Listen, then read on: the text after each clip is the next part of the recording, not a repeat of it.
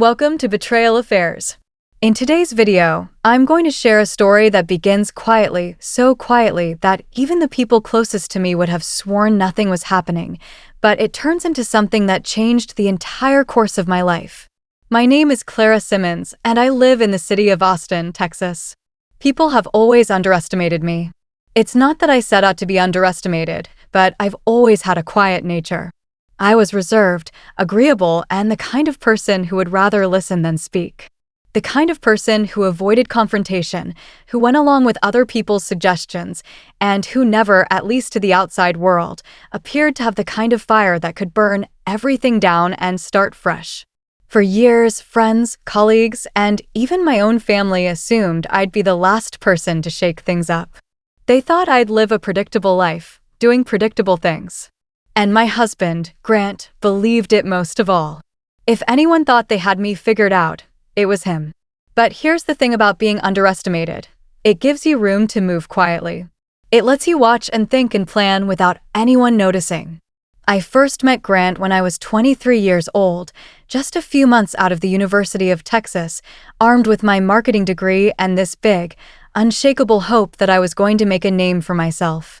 I'd just started a job as a junior marketing associate at a firm downtown, one of those open concept offices where the coffee is terrible, but the energy is contagious. Grant, at the time, was 30.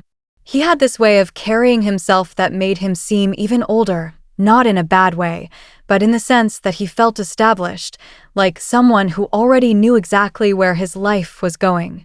He was tall, with that smooth, quiet confidence that comes from both success and knowing you're good at what you do. The first time I noticed him, he was walking through the office with a file in one hand and a phone pressed to his ear, nodding at whatever was being said on the other end. He passed me, and I caught the faintest trace of his cologne, one of those scents that linger after the person is gone, making you turn your head and wonder who they were. We properly met in the break room. I was standing at the counter, pouring myself what I can only describe as the world's most disappointing cup of coffee. He walked in, caught my eye, and gave me this easy smile. "You're new here, right?" he asked, his voice low but warm. We chatted for maybe 2 minutes, nothing remarkable, and yet something about the exchange stuck with me. 2 weeks later, he asked if I'd like to get sushi after work. I said yes.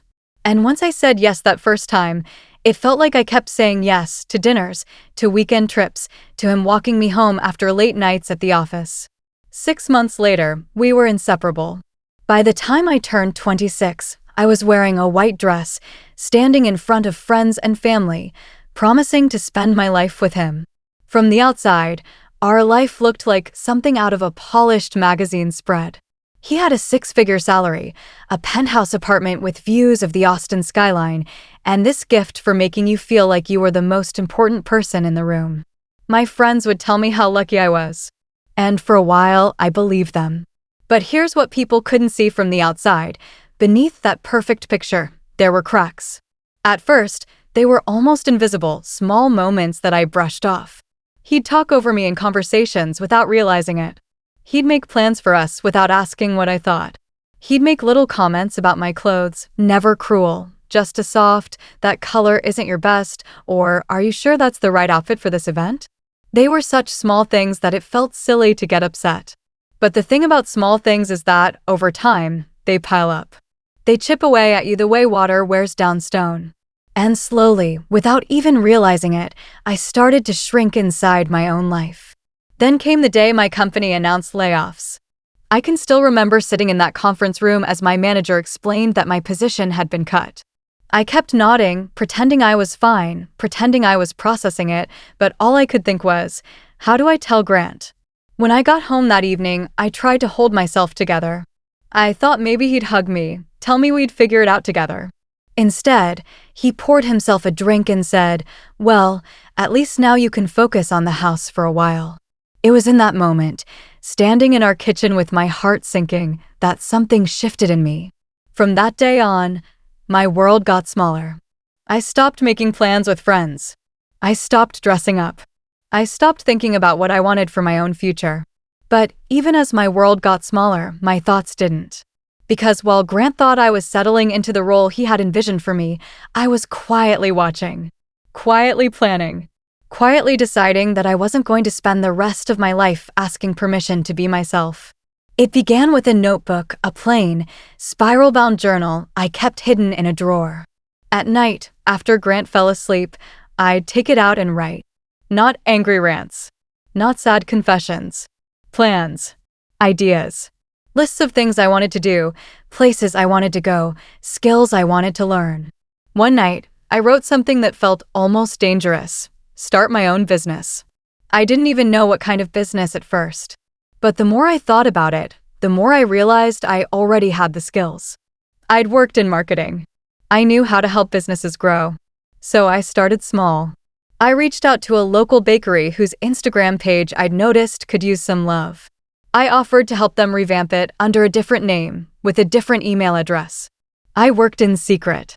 When Grant was at the gym, or out with friends, or asleep, I'd be at my laptop, building campaigns, editing photos, planning posts.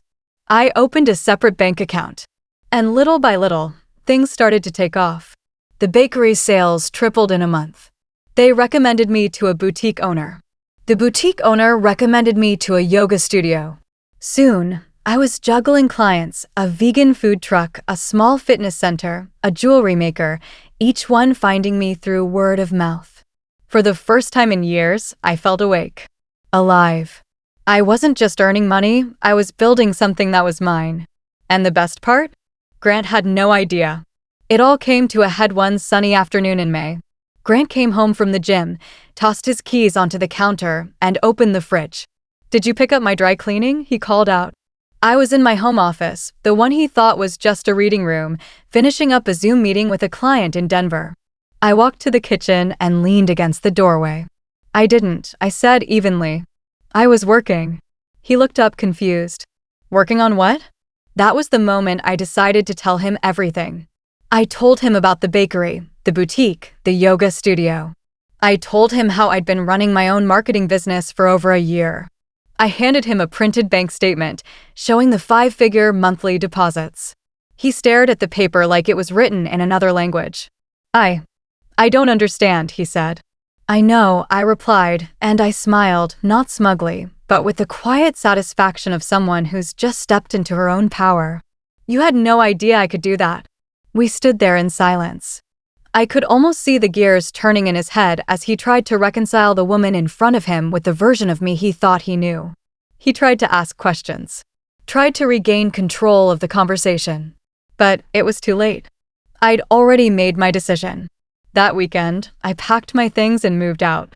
I found a small apartment near Zilker Park with wide windows that led in the afternoon sun and creaky hardwood floors that felt like they belonged to a place with stories. It wasn't a penthouse, but it was mine. I got a cat, Olive, who liked to sit on my desk while I worked. I went to yoga. I started painting again. I stayed up until 2 in the morning baking muffins if I felt like it. My clients didn't care about my relationship status. They cared that I delivered results. Grant called me a few times in the weeks that followed. Sent emails that started out angry, then softened into apologies. Eventually, they stopped. I didn't reply to any of them. Not because I was bitter, but because I was finally free. Months later, I got a message on LinkedIn from a woman named Stephanie, who worked in publishing. She'd seen my work with the bakery and asked if I'd be interested in writing a book about digital marketing for small businesses.